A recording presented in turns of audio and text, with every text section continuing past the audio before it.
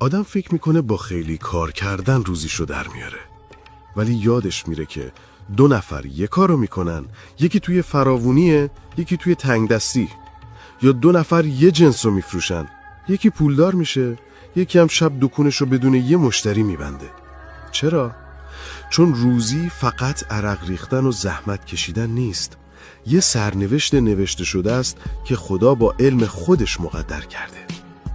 خداوند عزوجل توی سوره عنکبوت آیه 60 میفرماید و کأی من دابة لا تحمل رزقها الله یرزقها و ایاکم.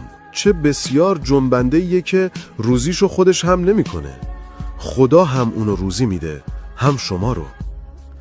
گاهی مهم این نیست که زیاد به دست بیاری، مهم اینه که برکت داشته باشه. گاهی کم خیلی بیشتر از زیاد آرامش میاره. اصل ماجرا اینه، برای روزی قصه نخور، روزی دهنده رو فراموش نکن، یعنی خدا رو.